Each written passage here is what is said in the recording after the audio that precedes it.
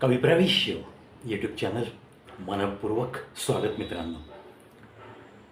आज आपण वक्तशीरपणा आणि माणसांची किंमत याविषयी थोडंसं बोलणार आहोत. आणि सुंदर दाखले देत मी तुम्हाला पटवून देईन की जगामध्ये जर तुम्हाला काही मिळवायचं असेल तर सर्वप्रथम तुमच्या अंगी वक्तशीरपणा हा गुण असलाच पाहिजे. पंक्च्युअलिटीचं महत्त्व तुम्हाला समजलेलं असलंच पाहिजे. शिस्त शिस्त आणि शिस्त, वक्तशीरपणा या गोष्टी जर असतील तर नक्कीच समाजामध्ये तुमचा आदर होत राहतो. स्वतःमध्ये वक्तशीरपणा आणण्याचा आटोकाट जाणीवपूर्वक प्रयत्न जो व्यक्ती करतो तोच आयुष्यात काहीतरी बनवू शकतो, काहीतरी उत्तम सर्वोत्तम मिळवू शकतो. आता केवळ या गुणावर कसं काय बाबा मिळवता येतं? वेळ पाळणं हे खूप महत्त्वाचं आहे.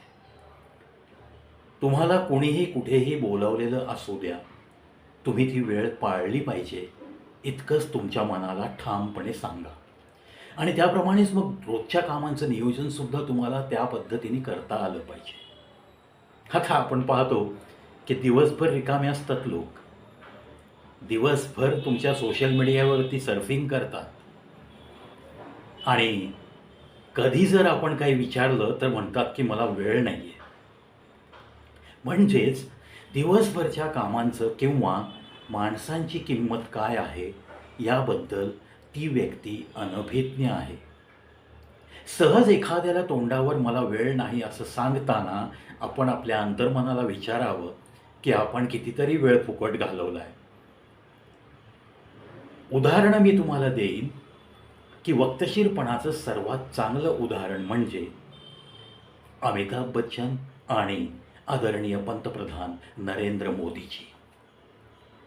नरेंद्र मोदी साहेब 2014 साली पंतप्रधान झाले आणि महिना दीड महिन्यामध्येच त्यांचा वक्तशीरपणा बघून PMO ऑफिसमधला प्रत्येक कर्मचारी, ज्याला सवय लागली होती, एक सरकारी बाबूंची सवय असते असं बोललं जातं समाजामध्ये, की त्यांची एक प्रवृत्ती असते, अरे यार 15-20 मिनट लेट गए तो क्या फ़र्क पड़ता है, एखादा काम आज नहीं 8 दिन के बाद किया तो क्या फ़र्क पड़ता है, म्हणजे चलता है यार, ही जी एक संस्कृती रुजली होती तिला पायबंद घातला गेला काहीही न बोलता.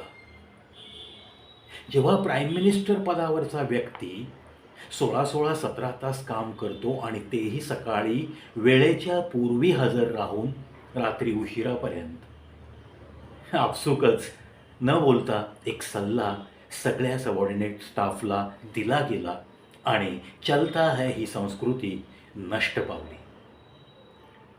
तुम्हाला जर कुठे जायचं आहे, वेळेत पोचायचं आहे, दिलेल्या वेळेच्या आधी 5 मिनिटं जाणं हा केव्हाही चांगला गुण. कारण महान नाटककार शेक्सपियर ते देखील म्हणाले की एखाद्या ठिकाणी 1 मिनिट उशिरा जाण्यापेक्षा 3 तास आधी गेलेलं केव्हाही चांगलं असतं. पहा, महान नाटककार तत्ववेत्ता त्याचे विचार आहेत हे. आणि नुसते विचार नाही, या विचाराप्रमाणे आयुष्य जगत जगत या माणसांनी एक आदर्श ठेवला आहे. अमिताभ बच्चनजींचं उदाहरण द्यायचं झालं की माणसांची किंमत कशी करावी याचं ज्वलंत उदाहरण आम्हा सर्वांसाठी एक आदर्श म्हणून अमिताभ बच्चनजींकडं नक्की पाहता येईल. काय आहे त्यांचं असं उदाहरण? एक तर त्यांचा वक्तशीरपणा, जिथे जायचं तिथे वेळेच्या आधी 5 मिनिटं पोहोचायचे आणि जर उशीर होणार असेल, काय व्यत्यय येणार असेल तर त्याची पण आखणी आधी केलेली असायची. या उपर जर अडथळा होऊन उशीर झाला तर ऑर्गनायझरची पहिल्यांदा माफी मागायची, त्याची गळाभेट घेताना त्याला एक्स्ट्रीमली सॉरी म्हणायला ते कधी विसरायचे नाहीत. आणि जेव्हा भाषण करायला ते उठतात तेव्हा पहिलं वाक्य त्यांचं याबद्दलच दिलगिरी व्यक्त करणारं वाक्य असतं. हे गुण घेण्याचे आहेत. वक्तशीरपणाबद्दल 1986चा एक किस्सा त्यांच्या बाबतीत सांगितला जातो. आखरी रास्ताचं शूटिंग होतं आणि ते होतं मद्रासमध्ये. तसे पाहिले तर थोडेफार उन्हाचे दिवस होते आणि Anupam Kher ji as compare to Amitabh Bachchan, तसं पाहिलं तर ते को ॲक्टर म्हणून प्रसिद्धीरूपास आले. डेफिनेटली एक उत्कृष्ट कलाकार आहेत. पण अमिताभ जेव्हा सुपरस्टार या पदावर होते तेव्हा अमिताभ त्या शूटिंगच्या आधी योग्य वेळेत पोहोचले आणि जो काही आपल्याला शॉट द्यायचा आहे त्याप्रमाणे मेकअप करून अंगावर शाल पांघरून ते एका रूममध्ये बसून राहिले आणि अनुपम खेर मात्र तिथं उशिरा पोचले आणि पोचल्या त्यांनी मेकअप रूममधला AC बंद आहे वगैरे वगैरे त्रागा करून खालच्या लोकांना झापाझापी सुरू केली. आणि मग जेव्हा त्यांना समजलं की याच शॉटसाठी अमिताभ बच्चनजीसारखा सुपरस्टार मेकअप करून अंगावर शाल घेऊन उकाड्यात बसलेला आहे, आपली वाट बघतोय, तेव्हा ते खजील झाले आणि त्यांनी कबूल केलं एका कार्यक्रमात. अनुपम खेरजी म्हणतात की वक्तशीरपणा काय असतो आणि सहकाऱ्यांबद्दल कसं मनामध्ये प्रेम असावं, माणसांची किंमत कशी करावी, हे सगळे गुण मी त्या दिवशी अमिताभजींकडनं शिकलो. आणि त्यानंतर मात्र मी ठरवलं की कधीही कुठल्याही सेटवर वेळेच्या आधी पोचायचं आहे आणि तिथे काम करणाऱ्या लोकांवरती उगाच कधीही चिडायचं नाही. प्रत्येक माणसाची डिग्निटी कशी सांभाळायची असते, प्रत्येक माणसाला काही ना काही किंमत असते, ती त्याची किंमत त्याला कशी द्यायची असते, या सगळ्या गोष्टी या सुपरस्टारनी मला त्या दिवशी न बोलता, कोणत्याही प्रकारे माझ्यावर त्रागा नाही, कोणत्याही कर्मचाऱ्यावर त्रागा नाही, डायरेक्टर, निर्माता, प्रोड्युसर यांच्यावर चिडणं नाही, अशा पद्धतीने त्यांनी मला ही गोष्ट शिकवली. मी त्यांचा खूप खूप उपकृत आहे.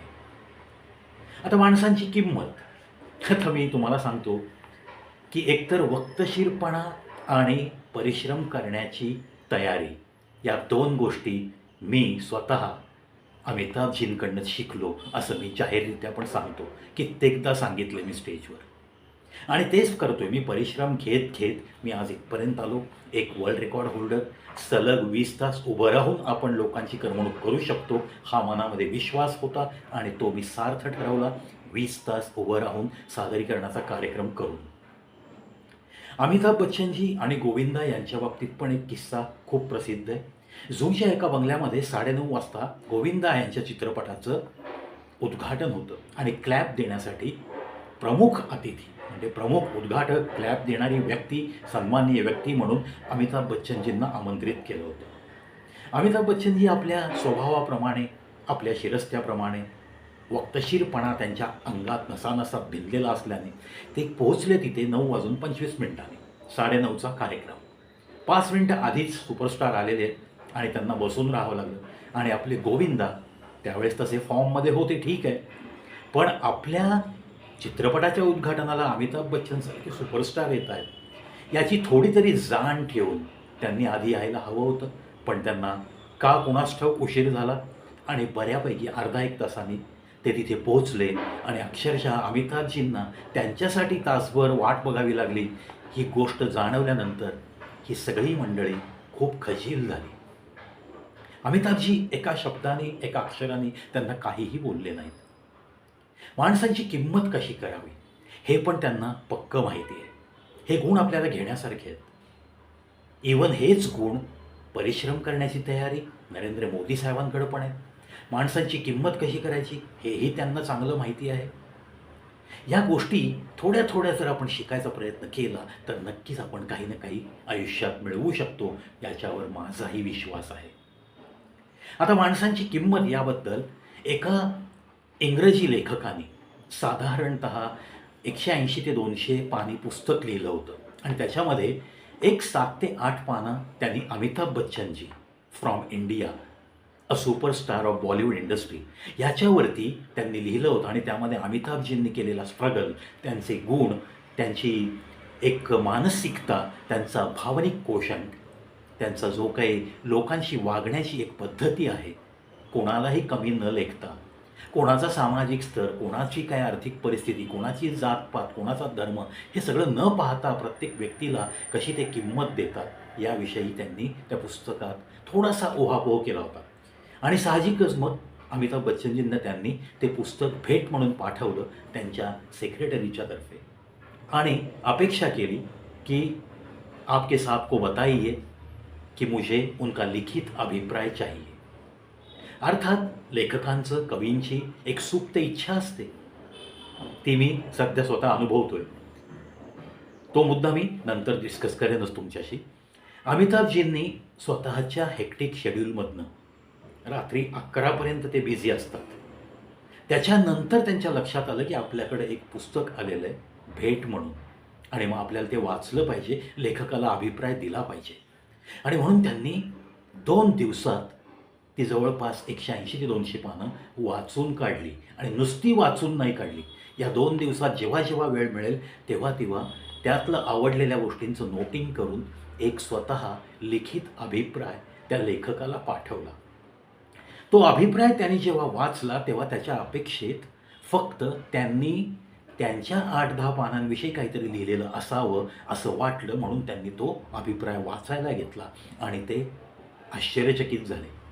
पूर्ण पुस्तकामध्ये त्यांना काय काय आवडलं हे सगळं अमिताभजींनी त्या लेखकाला कळवलं होतं, त्याची खूप खूप प्रशंसा केली होती आणि त्याला पुढील आयुष्यासाठी शुभेच्छा दिल्या होत्या. एखाद्या व्यक्तीची एखादी गोष्ट आवडल्यानंतर वा क्या बात है हे म्हणण्यासाठी सुद्धा आजकाल कंजूषपणा दिसतो.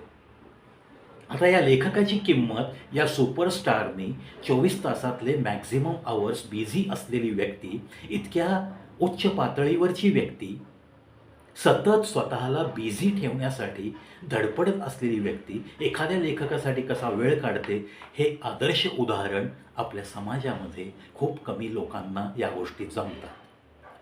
उदाहरणच देतो मी तुम्हाला. मी नुकतंच माझं एक पुस्तक प्रकाशित केलं ऑन 18 सप्टेंबर. त्यानंतर 2-4 दिवसात माझ्याकडे त्या प्रती आल्या आणि त्या मी काही मान्यवरांना अक्षरशः विनंती करून, चरणस्पर्श करून आणि मोठ्या कौतुकाने आणि मोठ्या उत्साहाने त्यांना मी भेट म्हणून दिल्या. यामध्ये माझे काही वरिष्ठ मित्रसुद्धा आहेत. पण मला अतिशय आश्चर्य वाटतं, अमिताभजींचा हा किस्सा मी जेव्हा लोकांपर्यंत पोहोचवतोय की एका लेखकाला 200 पानी पुस्तक वाचून हा सुपरस्टार वेळात वेळ काढून कसा अभिप्राय देतो, तशी मानसिकता मला मी ज्या लोकांना पुस्तक दिलं त्यांच्यामध्ये दिसून आली नाही. यामध्ये वाईट वाटून काही मी घेत नाही आहे.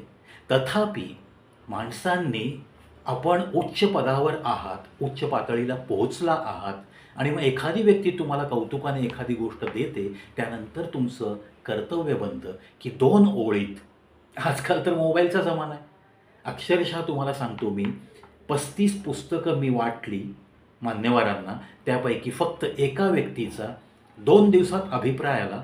त्याने प्रांजळपणे कबूल केलं की मला हिंदी जास्त समजत नाही, तरी पण मी थोडंसं चाळलं आहे आणि मी अभिप्राय देतो आहे. त्या व्यक्तीला नक्कीच मी लवून मुजरा करतो, नमन करतो. आता ज्या 34 लोकांनी अजून काहीही कळवलं नाही त्यांना मी अमिताभ बच्चनपेक्षा ती मोठी माणसं असावीत असा समज करून घेतो आणि स्वतःच्या मनाला समजावतो. माणसांची किंमत कशी करावी हा सुद्धा एक शिकण्याचा भाग आहे आणि वक्तशीरपणा हा तर अंगी बाणवावाच लागतो. एक तत्ववेत्ता आहे, त्यांनी सांगितलंय की जर माझ्या अंगामध्ये वक्तशीरपणा नसला असता, एखाद्या गोष्टीवर एकावेळी एकाच गोष्टीवर लक्ष केंद्रित करण्याचा गुण नसला असता आणि कठोर परिश्रम करण्याची मानसिक तयारी नसली असती, तर मी जो काही आज जगप्रसिद्ध झालो तसा होऊ शकलो नसतो.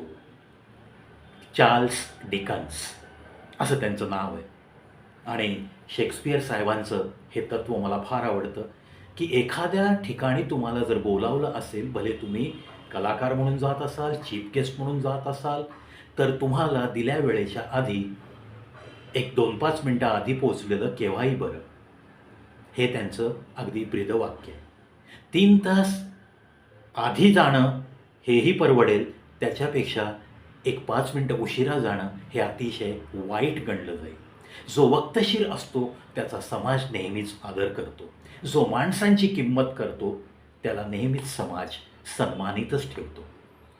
मित्रांनो, अमिताभ बच्चनजी आणि सन्माननीय नरेंद्र मोदी साहेब यांची काही उदाहरणं देऊन मी तुम्हाला या वक्तशीरपणाबद्दल 4 गोष्टी ऐकवल्या. नक्कीच सुनो सुनाओ और अपनी ज़िंदगी को कल से आज थोड़ा बेहतर बनाओ. ये जो मेरे चैनल का स्लोगन है, इसलिए तो कुछ ऐसी बातें लेकर आपके दिल तक पहुंचाने के लिए मैं तो बेताब रहता हूं. चला, मला असं वाटतं की आजचा हा एपिसोड नक्कीच आपल्याला आपल्या पुढील जीवनात उपयोगी पडेल. याच अपेक्षेसह या एपिसोडमध्ये इथेच थांबतो. आपल्याला कोजागिरी पौर्णिमेच्या लाख लाख शुभेच्छा अर्पण करून आपली रजा घेतो. पुन्हा भेटूयात अशाच एका नवीन व्हिडिओसह.